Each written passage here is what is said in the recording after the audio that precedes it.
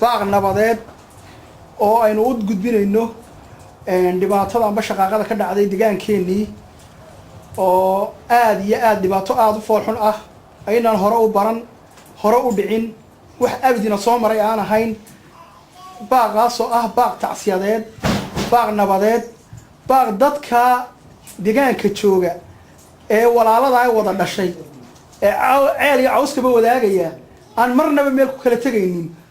aynu u gudbinayno waxa aan ilaahay uga baryayaa inuu jannadii geeyo dadka walaalaha ah ee dhintay ee aan waxaan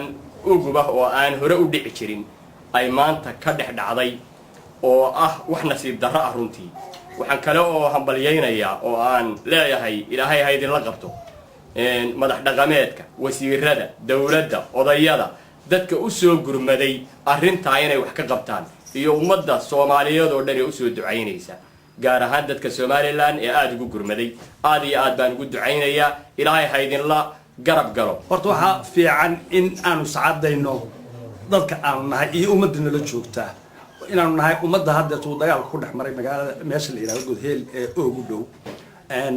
labada reer ee walaalaha ay isku dilay marka waxaan leeyahay in kastoo aan ogahay in haddeerto ummadu u fadhido oo Soomaaliland oo dhan laga soo gurmaday oo haddeerto shir loo fadhiyo welina uu socdo sida ay ugu maqaalka ah ay arrinta runtaan ay ka go'do qolada xagga joogta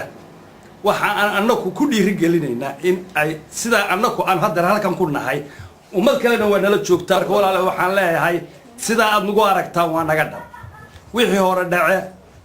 wax dambe uun iska ilaaliyo waxaan maanta isu taagay oo alla igu ogyahay nabad inay labadaa reer ay ku wada noolaadaan awal loo ku noolaa ilaa intii aan jiray iyo intii aan joogay maan maqal dagaalkan waa dagaal ugu weyn wax hore oo dhacay weligay taa ka hor maanta ka dhacday xarab may dhicin imkana waxa weeye carab iyo laba daano baa isku dhow isqabtaan marka waxa weeye waxay dhace waxaanu labadii reer oo aan halka ku wada fadhino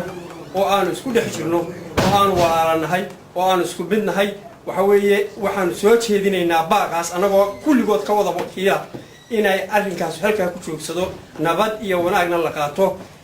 colaadana halkaa lagu tirtiro waxaynu isugu nimi waynu wada garanaynaa waa wax ina wada quseeya waa waxa isu keenay ee maanta qof walba ka damqanayo niman ka damqanayna halkan ma joogo waxa meesha isugu yimina maaha un labadii beelood ee xurguftu ka dhex dhacday waa dadkii Soomaaliland oo dhan ayaa jooga waxayna u yimaadeen xumaanta ka dhacday meesha iyo murugadeeda inaanu ka wada hadallo oo aanu waxisnidhaahno marka baaq baanu soo jeedinaynaa haddaanu nahay qurba jooga reer Somaliland iyo labada beelood ka dhex dhacay dhammaantood haddaanu nahay reer Shafiil baaq baanu soo jeedinaynaa waxaanu leenahay waanu ka xunnahay waxa meesha ka dhacay aad iyo aad baanu uga xunnahay wax hore u dhici jirayna maaha waa wax inagu cusub wixii kugu cusubina way dabaq badan yihiin oo waa laga naxaa marka waxaanu leenahay haddaanu nahay qurba joogtii waxaanu soo jeedinaynaa baaq ah waxaasi waa inaanay halkaa dhaafina ay ku ekaadaan waa Somaliland wixii halkan ka joogay magaalada Shafiil cod kastaba ahaadeen halkan la isugu yimi waxaana loo isugu yimi in baaq nabadeed ay diraan oo u diraan waxa halkaa ka dhacay muxuu ahayn waxaynaan ka raali ahayn qolan ka raali aan jirin waxa weeye waxaan halkan isugu nimi baaq baan isugu nimi baaqana nabadeed baan isugu nimi kelmadda aan idin leenahay maanta halkan isugu waxa weeye tii salaan carabaya ahayd bartalo culka jooja kelmaddaas aan isugu nimi runtii ma tihidin dadkii maanta isu soo hubursan lahaa dadkii isu qaylo dhaansan lahaa dadkii waxaa maanta la sheegaya ee ceelkaa iyo waxaasi ka dhici lahaayeen dadkii caynkaasaa runtii waxaan ma tihidin waxa weeye waxa tihiin dad wada dhashay dad tola dad walaala ah tulimadu waxa weeye wixii wada yaal ee wada degan ee baa tola oo ehela waa ka tacsiyadaynaynaa labada reerba waynu ka tacsiyadaynaynaa waynaga wada dhinteen ilaahay waxaanu ka baryaynaa inta halkaa joogta in maskaxdooda iyo caqligoodu shaqeeyaan oo ku shaqeeyaan inay nabadgelyada soo dabaalaan bidmillaahi kariim intayna halka joogtana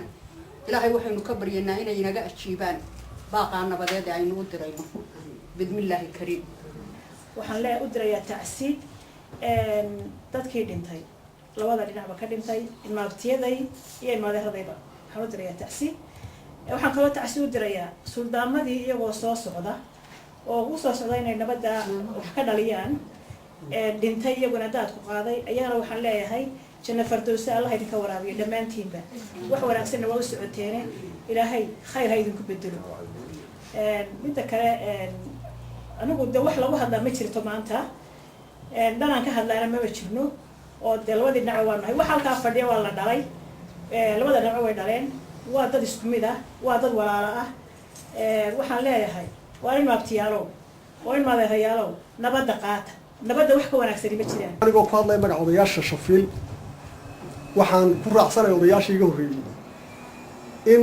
baaqaas aanu la soo saaray ee dadka walaalahay soo saareenoo meesha wada jooga in loo dheganugnaado la maqlo halkaa intii joogtay ee nabadda ka talinaysay iyo inta halkan joogtaa isku si unbay u hadlayaan waxaan jecelahay inta idinla joogto unbaa arrimihiina iminka aada uga warhaysa inaad qaadataan wixii laydinkula taliyo oo aad nabadda qaadataan waxaanu halkan ka dirinaa fariin baaqa oo nabada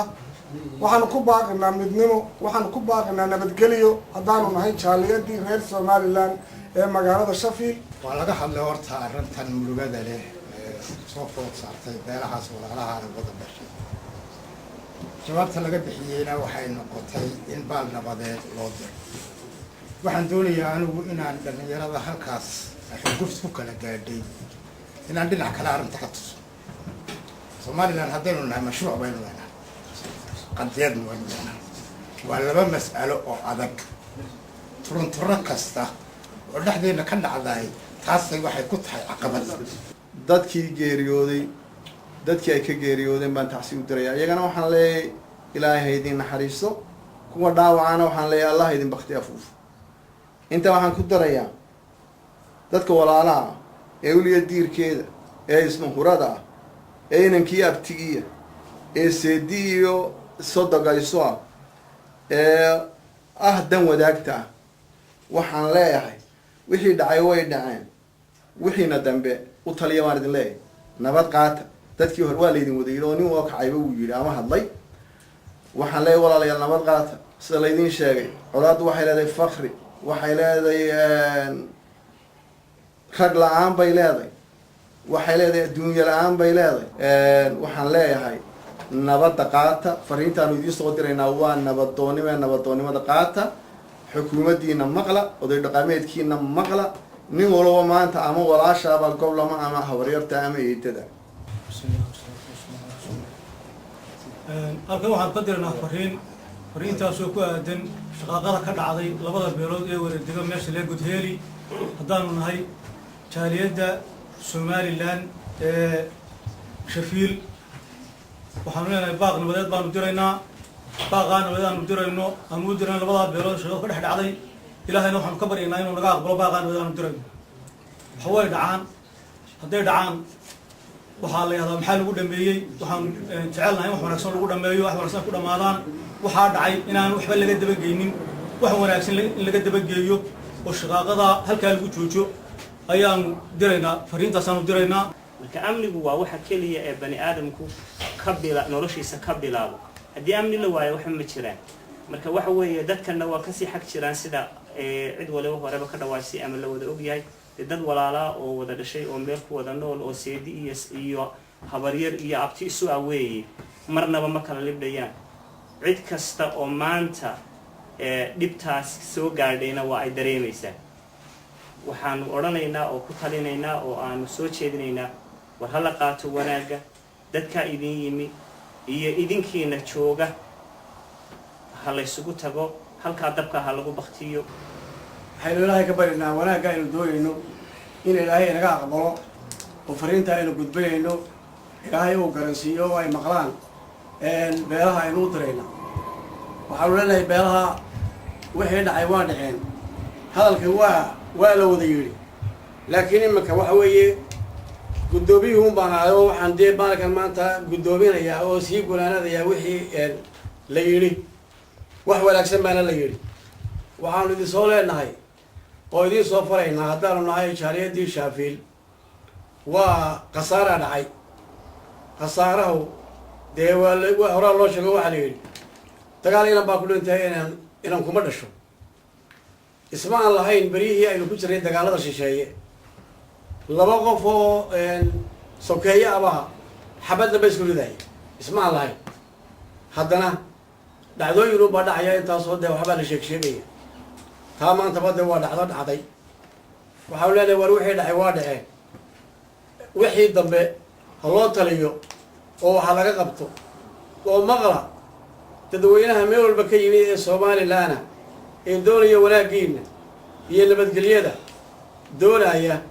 waxaan leeyahay hala maqlo waxaan dhammaan tacsiyadeynaya dadka walaalaha ah ee halkaas dhibaato ku gaadhay wixii nolosha ilaahay subxaana watacaala u naxariisto oo dembiga ay galeen ilaahay subxaana watacaala ka cafiyo waraxmadiisa ka cafiyo waxaan u sheegayaa dadka walaalaha ah ee halkaa wada dega ee aan weligood dhibaatada noocaas soo dhex marin haddii sheegaya walaalayaal dembiga ay gasheen ilaahay subxaana watacaala dembi dhaaf ka weydiisto oo toobad uga noqda idinkuna dad waxaas ay ka dhex dhici karaan ma tihidine waxaa dhacay masiibadaa dhacdayna ilaahay subxaana watacaala inuu idinka cafiyo ku ilaawo halkaana ku ilaawo dhibaatada wanaagga iyo nabadana soo celiyo iyo walaaltinimadiinii iyo sidii wanaagsanayd ee ugu wada noolaan jirteen halkaa ugu wada noolaada ilaahay subxaana watacaala walardu ardullah ilaahay baa dhulka iskale waxaan tacsi u dirayaa labada dhinac ee dhibaatadu ka dhex dhacday ayaan u dirayaa waa aad iyo aad baan uga xunahay dhammaanta iyo haddaan nahay reer shafiil iyo ehelada kasoo jeeda labada dhinacba waxaan usoo jeedinayaa inaanay dhibaato ka badan aanay dhicin ee ilaahay intaa inoogu ekeeyo waxaan tacsi u dirayaa labada dhinac maxay ahayd labada dhinac tacsi baan u dirayaa aad baan uga xunnay wax dhacay aadna waan uga xunnay insha allah nabadana ku jirana inay ku heshiiyaan runtii sidii arrintaas u dhacday la yiri dad baa halkaa isku laayay aad baan waran u noqonay oo gidigayo maaragtay aad baa xasaasiyad xun baa nagu dhacday because de waa ogeedeen dhibaatadii maxay yeelay dadka soo martay maxay yeelay nabaduna waa waxa aad u qaaliya sida runta waxaan ilaahay idinka baryaynaa isagaa qaadir qof raxiinaya inaad maxay yeelay ilaahay bogina burcadiisu mariyo ilaahay isu soo kiin jeediyo